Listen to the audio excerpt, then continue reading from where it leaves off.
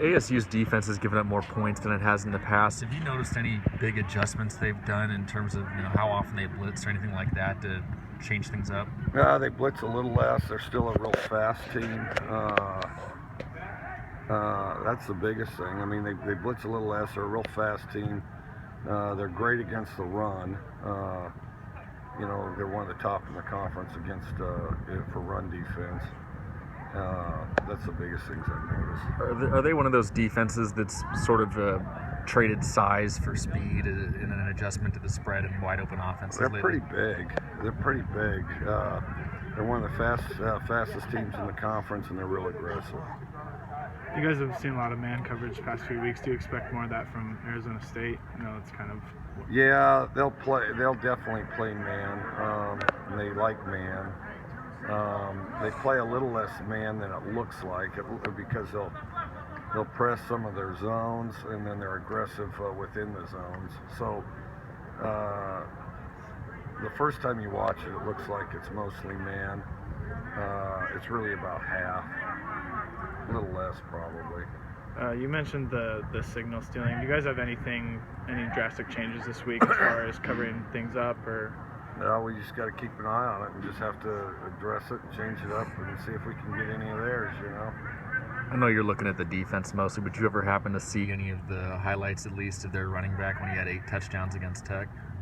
No, well, I mean, not the highlight. We got the film overall, so it runs together a little, but, he's an impressive player and explosive, all those things. What has it meant to the offense just to have River starting to play like the River of old?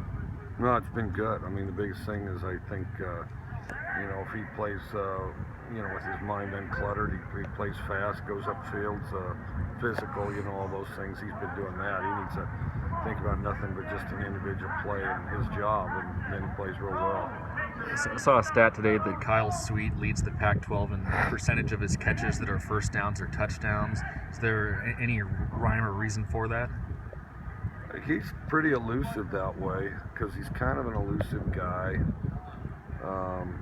He's always kind of done that, to make a big play, and then he's really not that fast, but he is elusive. He makes people miss, and he gets yards after the catch. It always has. So. How would you evaluate his punting so far? I think it's been good. Just it started out as an experiment, and it's worked out real well.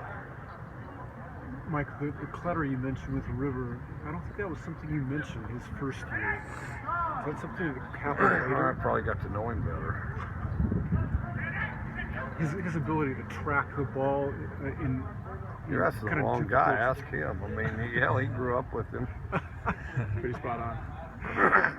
He's always had that, huh? Yeah.